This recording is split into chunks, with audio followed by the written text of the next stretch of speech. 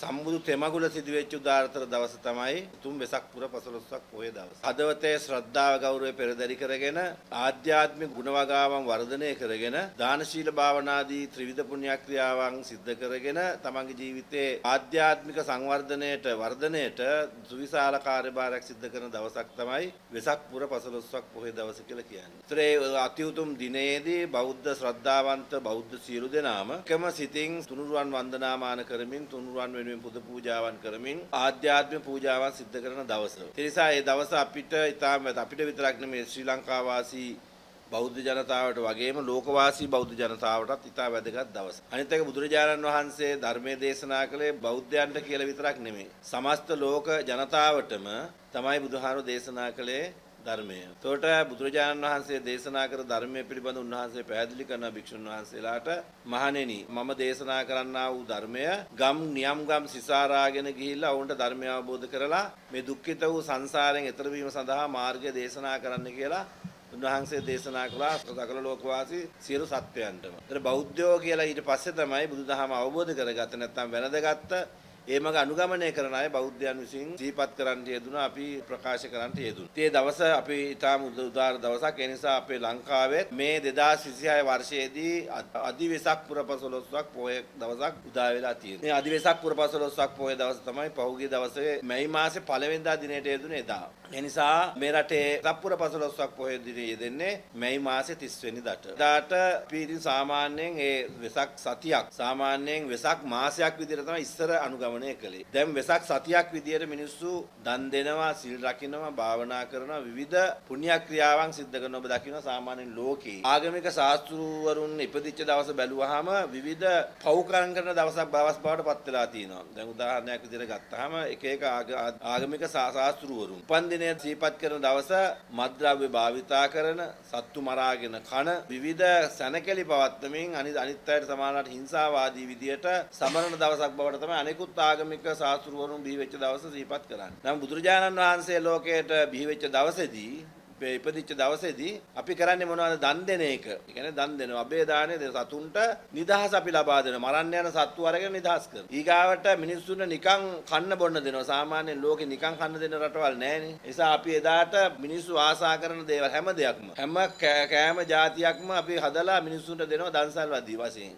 පුංචි දරුවෙක් අයිස්ක්‍රීම් කන්න ආස නම් ඒ අයිස්ක්‍රීම් එකේ ඉඳලා වැඩිහිටියෙක් කන්න යන වෙනත් බත්පතක් දක්වාම දෙන දන්සල් දිගටම තියෙනවා. එළි උදේ ඉඳලා රැය වෙනකන් සමාජලට දවස් දෙක තුන දන් දෙන අවස්ථාවල් අපි තියෙනවා. මේ ආගමික ශාස්ත්‍රවරු දිහා බැලුවාම වෙනත් ආගමික ශාස්ත්‍රවරු බිහි වෙච්ච දවසේදී සත්තු ඝාතනය කරනවා. වැඩි හරියක්. උදාහරණයක් ගත්තාම නත්තල් දිනය. ඒ දිනේ ගත්තාම වෙනදාට මැරෙන ප්‍රමාණයට වඩා සත්තු ප්‍රමාණයක් එදාට මරණයටපත් කරනවා. ඊගාට අනෙකුත් ආගමික දිනයක් ගත්තාම වෙනදාට මිනිස්සු ආහාරයට ගන්නවට වඩා වැඩි ප්‍රමාණයක් සත්තු මරලා බිලි පූජාවල් කරලා ආහාරය සඳහා ගන්නවා. දුහාඳුරෝ ලෝකෙට බිහි වෙච්ච දවසේදී සත්තු මරන්නේ නැහැ. මරන්න ඉන්න සත්තුන්ට පවා අබේදාන ලැබෙන දවසක් බවට පත් වෙලා තියෙනවා. ඒ කියන්නේ සාමාන්‍යයෙන් සතියක් සත්ව ඝාතනය සාමාන්‍ය වෙළඳසැල් වල රටක අනුමත වුණත් සත්තු මරලා ආහාරයට ගන්න ඒ සතිය සම්පූර්ණයෙන්ම තහනම් කරලා තිනවා මත්ද්‍රව්‍ය භාවිතා කරන එක සහ සත්ව ඝාතන ආදී දේවල්. සත්ව හිංසාවෙන් තොරව අවිහිංසාවාදීව දන් දීලා සිල් රැකන භාවනා කරන දවසක් තමයි වෙසක් පුර 15ක් පොහොය දවස කියලා කියන්නේ. එතකොට මේ එළඹෙන වෙසක් පුර 15ක් පොහොය දවසත් අපිට ඒ වගේ උදාාර දවසක්. මේ දවසේදී යම් ප්‍රශ්නයක් ඇති වෙලා තියෙනවා.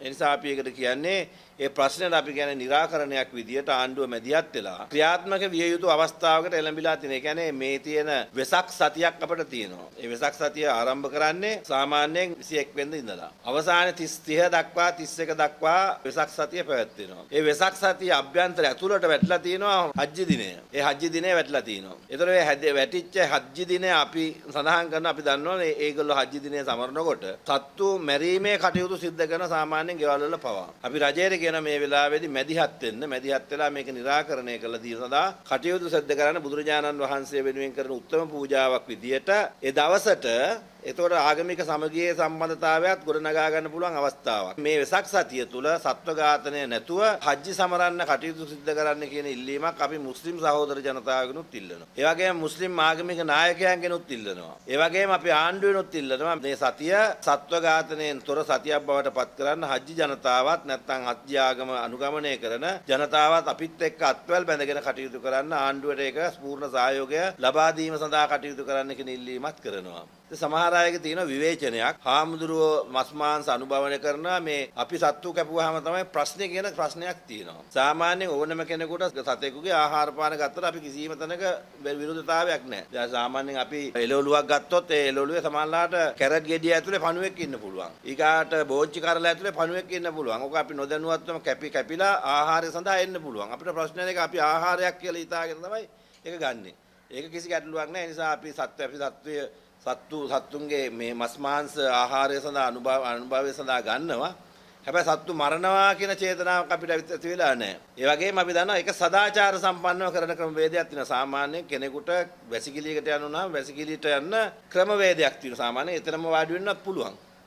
හැබැයි අපි දිනනවා සම්මතයක් තියෙනවා අපිට ඒ වැසිකිළියක් තියෙන කැසිකිළියක් හෝ වැසිකිළියක් තියෙන ඒක ඇතුළට ගිහලා දොරක් තියෙන වාගෙන ඒ වැඩේ කරනවා. හැබැයි ඕන කෙනෙක් දන්නවා එයා කරන්නේ ඒක කියලා. ඒක තමයි සදාචාර සම්පන්නව ඕනෑම දෙයක් කිරීමේ හැකියාවක් තියෙන නිසා අපි කියනවා මුස්ලිම් ජනතාවට මේ අපේ රටේ සම්බන්ධතාවය සහයෝගීත්වය ඇති කරගන්න ගෙවල් වල සත්ව ඝාතනය කිරීම නවත්තන්න. දැන් අපේ රටේ නීතියක් තියෙනවානේ. දැන් රටේ නීතියක් තියෙන අපි රටේ ජනතාවට කියනවා දැන් උදා වෙන මේ හජ්ජි දිනේදී විශාල ප්‍රමාණයක් නිවෙස්වල සත්තු ඝාතනය කරනවා. ඒ නිසා හජ්ජි කියලා කොහෙවත් සත්තු කපන්න දීලා නැහැ මේ අපේ රටේ. දැන් උදාහරණයක් විදිහට ගත්තොත් හරක් මරන්න පුළුවන්කම තියෙන එක තැනයි කොළඹින් ගත්තා. මේ තියෙන්නේ කොහෙද? ගම්පහ දිස්ත්‍රික්ක මේ බස්නාහිර පළාතටම තියෙන රාගම විතරයි.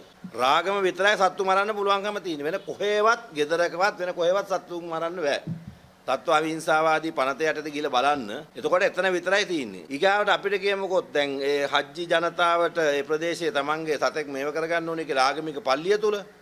එහෙමනම් ඒ ප්‍රදේශයේ ජීවත් වෙන ජනතාවගේ අනුමැතිය විරෝධාකල්ප මතුවෙනවා නම් කරන්න බෑ. විරෝධාකල්පයක් මතුවෙන්නේ නැත්තම් තමයි සෞඛ්‍ය නිලධාරීතුමන් විසින් අනුමැතිය දෙන්න ඕන සතෙක් කපන්න කියලා. ඒ නිසා එහෙම නීතියක් තියෙන නිසා අපේ රටේ ජනතාවට කියන ඔබට විරුද්ධ වෙන්න පුළුවන්. ඔබට විරුද්ධ වෙන අවස්ථාවක් තියෙනවා. ඒ විරුද්ධ වෙන අවස්ථාව ප්‍රයෝගික කරගන්න පුළුවන් මේ වෙලාවේදී යම් කිසි තැනක සත්තු මරනවා නම් ඝාතනය කරනවා නම් හජ්ජි කියලා මොකක් කතාවක් නැහැ. ඒ නිසා ඒ ඝාතනයට විරුද්ධව තමන්ගේ ජීවිත කටයුතු කරන්න පුළුවන් කියන කාරණා මතක් කරනවා. අනික් කාරණාව තමයි මම ඉහතින් සඳහන් කළා උදාහරණයකට වැසිකිලි කැසිකිලි යාමේ ක්‍රමවේදයත් එක්කම ඒසා අපි රටේ ජනතාවට කියන මේ මුස්ලිම් ජනතාව මුස්ලිම් සහෝදර ජනතාවටත් කියනවා ඔබතුමාලා මේ වෙසක් උදා වෙච්ච දවසත් එක්කම අනුගමනය කළා සහෝදරත්වයෙන් මේ සත්ව ඝාතනයෙන් වැළකීලා අපි ආගමික සමරීම් කටයුතු සිද්ධ කරන්න නැත්නම් බෞද්ධයෝගේ රටක් මේක. ඒ බෞද්ධයන්ගේ රට කියලා කියන්නේ මේ බෞද්ධයෝ නිජබිම් කරගත්ත රට මේක. ඒ නිසා ආණ්ඩුක්‍රම ව්‍යවස්ථාවෙන් දීලා තියෙනවා 9 වෙනි වගන්තියක්. ඒ 9 වෙනි වගන්තිය තුල තියෙනවා ශ්‍රී ලංකාවේ රාජ්‍යාගම බුද්ධාගම. ඒතර වෙනත් ආගමක් එතන නැහැ. අන්තර්ගතයක් නැහැ. හැබැයි